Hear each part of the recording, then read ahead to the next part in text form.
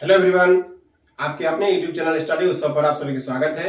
जैसा कि आप सभी जानते हैं, लास्ट क्लास में हम लोगों ने class 10 Assam board that means सेबा HSLC एग्जामिनेशन 2020 जनरल मैथमेटिक्स का क्वेश्चन पेपर सोल्व कर रहे थे और सोल्व करते हुए क्वेश्चन नंबर 1 से लेकर क्वेश्चन नंबर 12 तक किए थे। सो आज हम लोग नेक्स्ट पार्ट में 13 से स्टार्ट करेंगे। तो यह क्वेश्चन पेपर देख सकते हैं आप, 2020 का क्वेश्चन पेपर है जनरल मैथमेटिक्स का।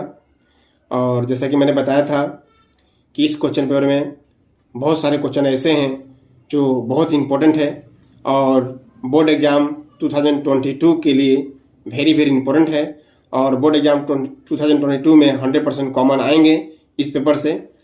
तो आइए सोल्व करते हैं। सो क्वेश्चन नंबर 13 देखिए क्या है। Find the HCF and LCM of 6, 72, 120 using the prime factorization method। Prime factorisation method use करके हमें HCF एंड LCM फाइंड करना है 6, 72 एंड 120। Okay, 6, 72 and 120। तो देखिए सबसे पहले 6 का हमें प्राइम फैक्टर निकालना होगा। सो 2 3 या 6 का प्राइम फैक्टर हो गया। फिर 72 का निकालना होगा। सो 72 का प्राइम फैक्टर निकालते हैं। 2 3 या 6, 2 3 या 12, 2 1 या 2, 2 8 या 16, 2 9 या 18, 3 3 या 9। उसके बाद फिर 120 का प्राइम फैक्टर निकालना होगा। सो 120 का प्राइम फैक्टर निकालते हैं। 2 6 या 12, 2 3 या 6, 2 1 या 2, 2 5 या 10, 3 5 या 50। तो हम लोगों ने इसका प्राइम फैक्टर निकाला। अब देखिए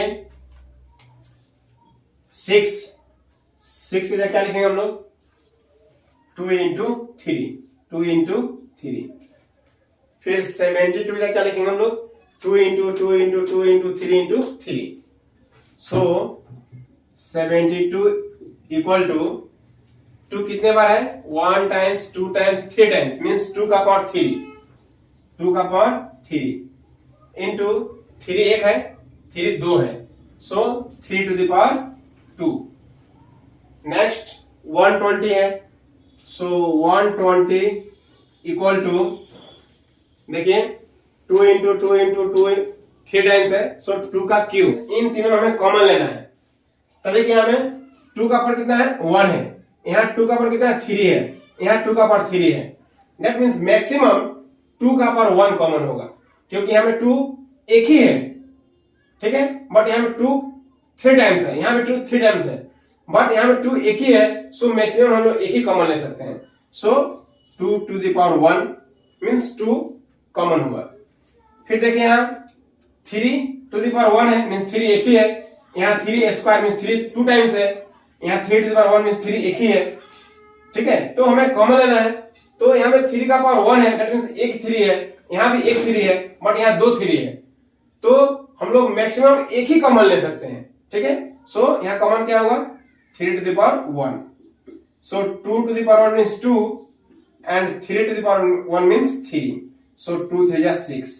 दिस इज आवर HCF। यह क्या हो गया? आपका HCF आ गया। अब हमें क्या फाइंड करना है? अब हमें फाइंड करना है LCM।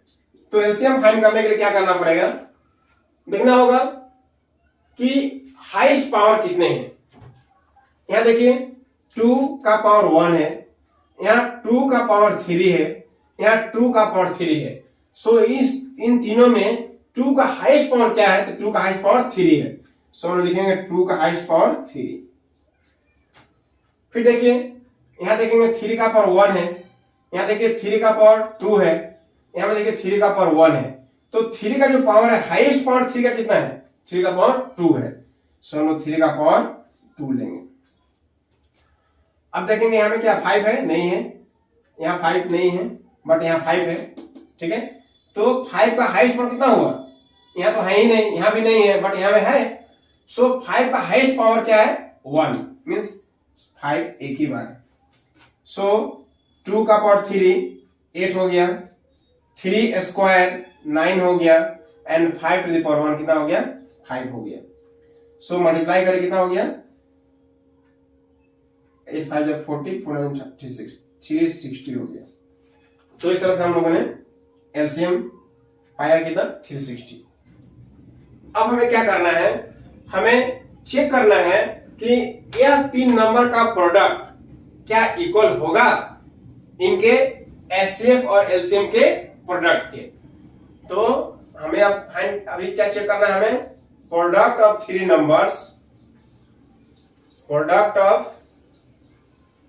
नंबर्स या और इनके एचसीएफ इंटू एलसीएम के, क्या यह तीनों नंबर का प्रोडक्ट इनका एचसीएफ एलसीएम के बराबर होगा। तो देखिए प्रोडक्ट ऑफ थ्री नंबर्स क्या होगा, 6 into 72 into 120, 6 into 72 into 120।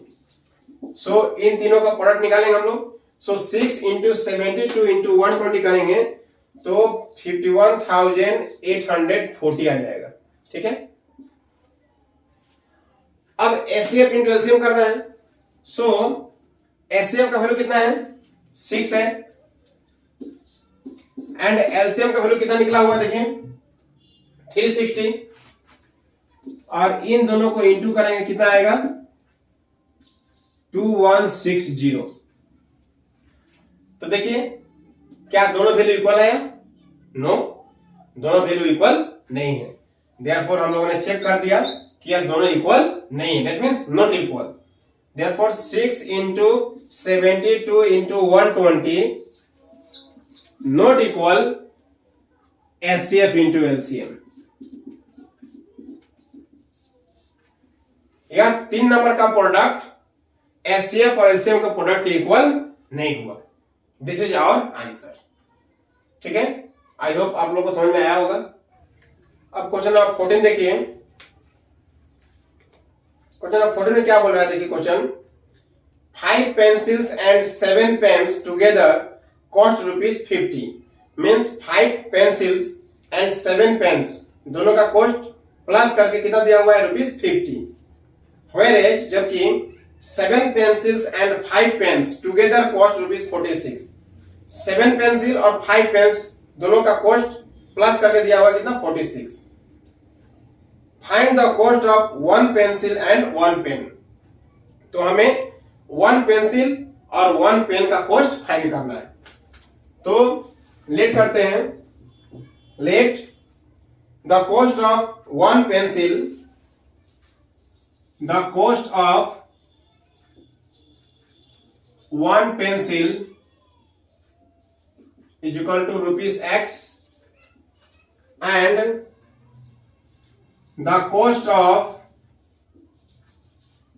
1 pen is ₹Y।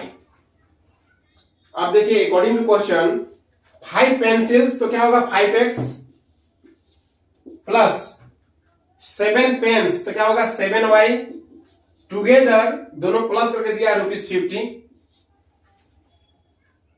Next क्या दिया हुआ है 7 पेंसिल, सो 7X, 5 पेन्स सो 5Y, टुगेदर कितना दिया ₹46।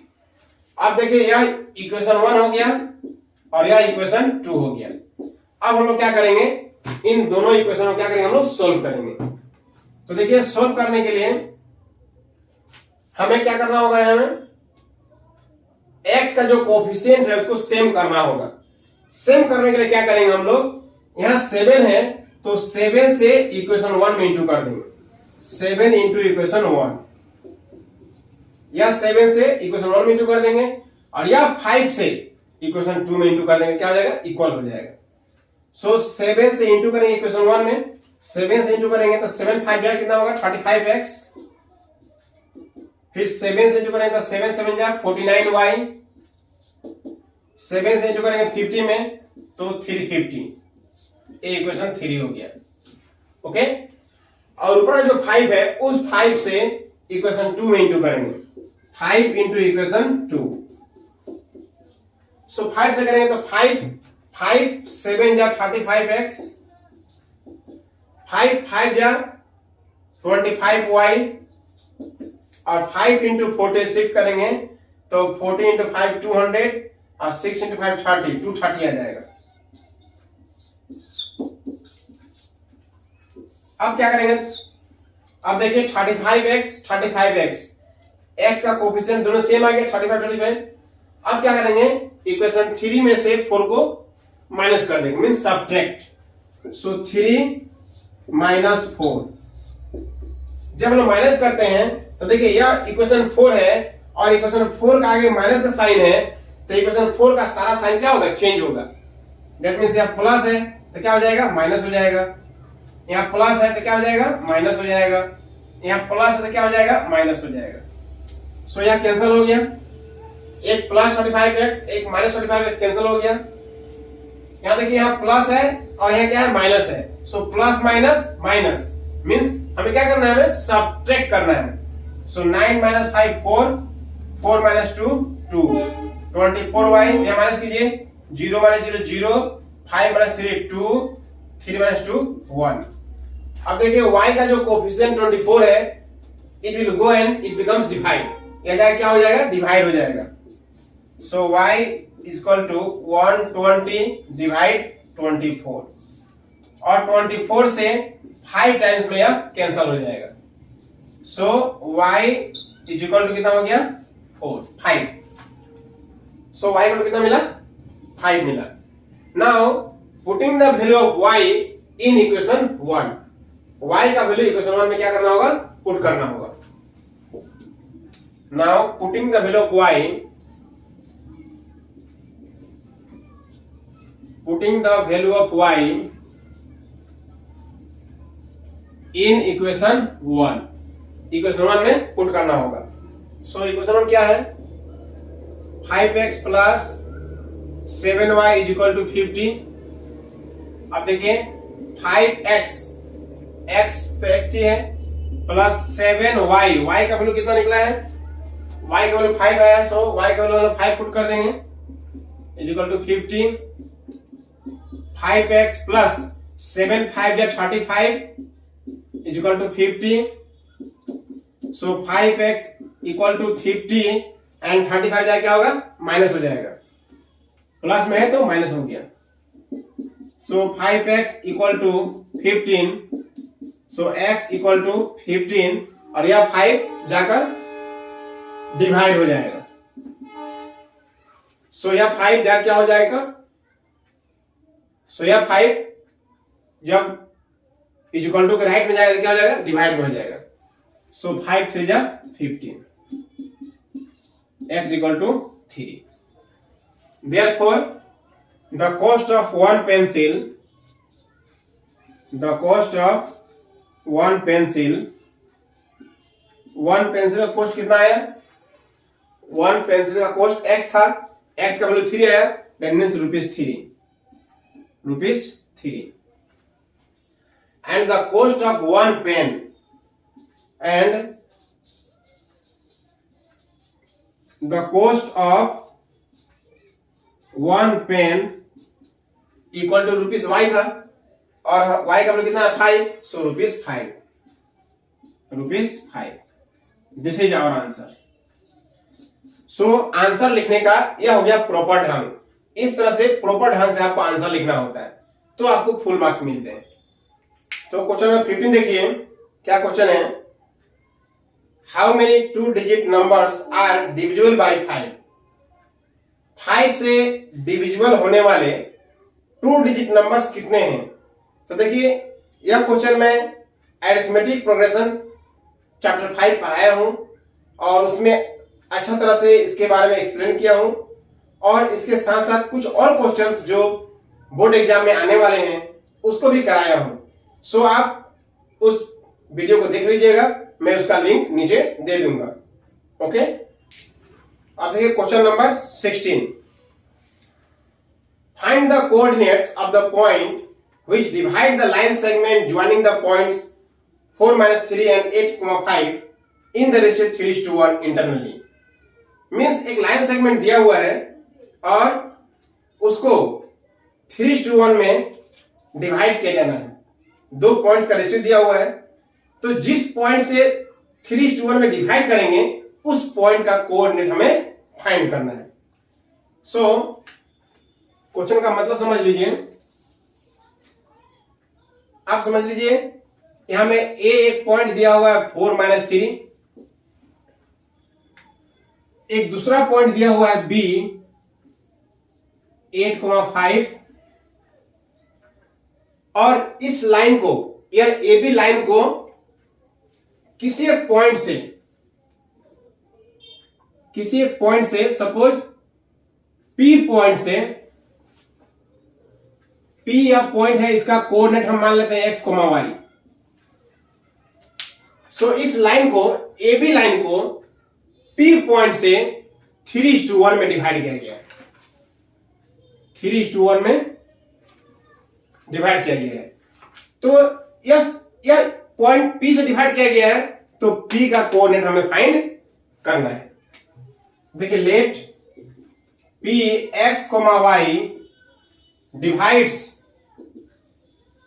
divides AB in the ratio 3:1 internally।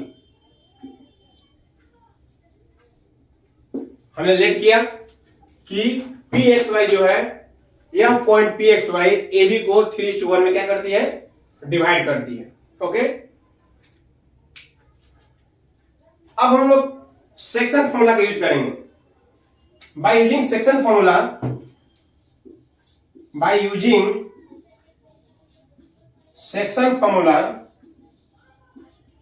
Section formula का यूज जब करेंगे हम लोग, वी गेट, क्या मिलेगा, सेक्शन फॉर्मूला क्या होता है। तो देखिए सेक्शन फॉर्मूला होता है, मान लीजिए कि यह पॉइंट है आपका x1 y1 और यह पॉइंट है आपका x2 y2, ठीक है। तो सेक्शन फॉर्मूला क्या होता है, जब हमें x फाइंड करना होता है तो x इज इक्वल टू होता है mx plus mx divide m1 plus m2। Ratio, जहां m1 m2 क्या है, जहां m1 रेशियो है और m2 क्या है, रेशियो है। फर्स्ट रेशियो m1 और सेकेंड रेशियो क्या है, m2। तो m1 का वैल्यू यहां 3 दिया हुआ है और m2 का वैल्यू यहां 1 दिया हुआ है। So x is equal to formula होता है mx plus mx divide m1 plus m2। यहां 1 2 और इसका उल्टा 2 1, 1 2 2 1, यह फॉर्मूला होता है सेक्शन फॉर्मूला। ठीक उसी प्रकार y क्या होता है, my plus my divide m1 plus m2। यहां भी वही होगा 1 2 इसका उल्टा 2 1। इसको आप इस तरह से भी समझ सकते हैं कि m1 के साथ इंटू करेंगे दूर वाला x2, यह m1 है, m1 के साथ में सामने वाला से गुणा नहीं करना है, m1 को इंटू करना है किसे, दूर वाला x2। उसी प्रकार m2 से इंटू करना है दूर वाला x1। उसी प्रकार y के लिए m1 से इंटू करना है दूर वाला y2, m1 से इंटू करना है दूर वाला y2 और m2 से इंटू करना है सामने वाला नहीं, दूर वाला y1। ठीक है, डिवाइड में क्या होगा, m1 प्लस m2, यह फॉर्मूला है। अब हम लोग सबका वैल्यू पुट कर देते हैं। m1 का वैल्यू कितना दिया है, 3, x2 का वैल्यू कितना है, x2 का देखिए x2 का वैल्यू है 8 प्लस m2 का वैल्यू कितना है, m2 का वैल्यू 1 है, इंटू x1 का वैल्यू कितना है, x1 का वैल्यू 4 है, divide m1 plus m2 means 3 plus 1, 3 plus 1। तो 3 इंटू 8 24, 1 इंटू 4 4, डिवाइड 3 प्लस 1 4। कभी कभी क्या करते हैं बच्चे, इस 4 से इस 4 को कैंसिल कर देते हैं, सॉरी, कभी कभी बच्चे क्या करते हैं, इस 4 से इस 4 को कैंसिल कर देते हैं, बट ऐसा नहीं करिएगा। दोनों को ए 4 कैंसिल होता कब, जब यहाँ में इंटू होता, बट यहाँ प्लस का साइन है ना, तो पहले प्लस करना होगा। 24 प्लस 4 28 डिवाइड 4। अब हम लोग कैंसिल कर सकते हैं। 4 7 जा 28, सो कितना आ गया 7। सो कभी भी ऐसा भूल मत करिएगा, इस 4 से इस 4 को कभी कट मत करिएगा, ठीक है? क्यों? क्योंकि यहाँ प्लस है, प्लस होने से आप कैंसिल नहीं कर सकते, प्लस करना पड़ेगा आपको, उसके बाद ही कैंसिल कर सकते हैं। चलिए इसको भी कर लेते हैं हम लोग। m1 का वैल्यू कितना है 3 इंटू y2 का वैल्यू कितना है, y2 का वैल्यू 5 है, प्लस m2 का वैल्यू कितना है 1 है, y1 का कितना है, y1 का वैल्यू -3 है, divide m1 plus m2। m1 का 3 है, m2 का 1 है, सो 3 प्लस 1, सो 3 5 है 15, यहाँ plus minus, so minus 1 into 3 3, 3 plus 1 4, 15 minus 3 12 divide 4। 4 से 12 3 टाइम्स कैंसिल होगा, सो यहाँ आ गया 3। देयरफॉर हमें फाइंड करना था पी एक्स वाई का वैल्यू, या आ गया वैल्यू, एक्स का वैल्यू 7 और वाई का वैल्यू 3। देयरफॉर 7, 3, एक्स का वैल्यू 7 और वाई का वैल्यू 3, तो therefore 7, 3 is the required point. Required point, जो हमें पॉइंट फाइंड करना था वह पॉइंट आ गया। This is our answer. So इस तरह से लास्ट में सॉल्व करने के बाद इस तरह से प्रॉपर ढंग से आंसर लिखना होता है, तो ही फुल मार्क्स मिलते हैं। ओके, तो क्वेश्चन नंबर 17 देखिए। 17 क्वेश्चन में क्या दिया हुआ है, if sec a equal to 13/12 calculate sin a and cot a is an equitangle। That means हमें यहां एक ट्रायंगल ड्रॉ करना होगा।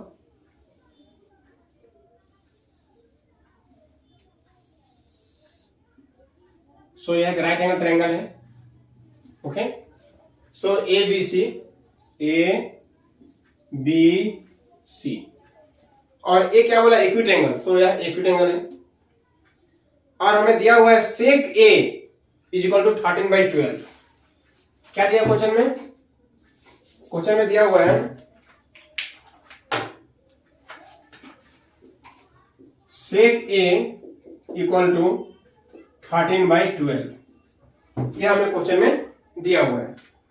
सो सेक ए दिया हुआ है, means with respect to angle A हमें फाइंड करना है। सो एंगल ए को कंसीडर किया गया है क्वेश्चन में। क्वेश्चन में एंगल ए को कंसीडर किया गया है। सो एंगल ए का जो ऑपोजिट साइड होगा इसको बोलते हैं हम लोग परपेंडिकुलर। ओके, और जो 90 होता है, 90 का जो ऑपोजिट में जो साइड होता है उसको बोलते हैं हाइपोटेनस। और यह हो गया परपेंडिकुलर, यह हो गया हाइपोटेनस। सो यह क्या बचा, बेस, तो इसको बोलेंगे हम लोग क्या, बेस। अब देखिए सेक ए इक्वल टू 13/12 दिया हुआ है। हम लोग जानते हैं फॉर्मूला, पंडित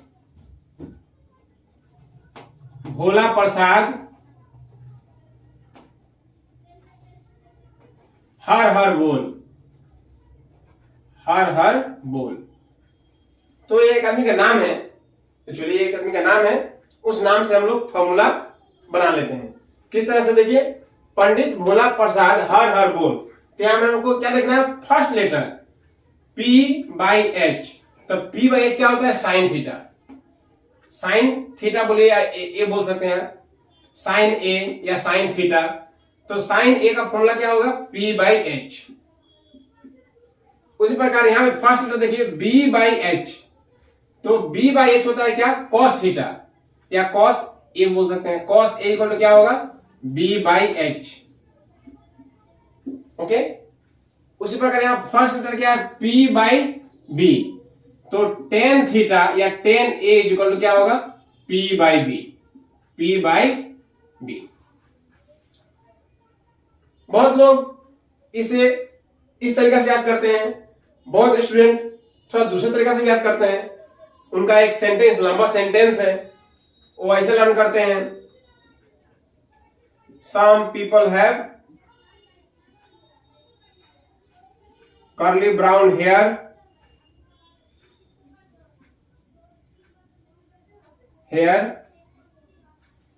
टर्न परमानेंटली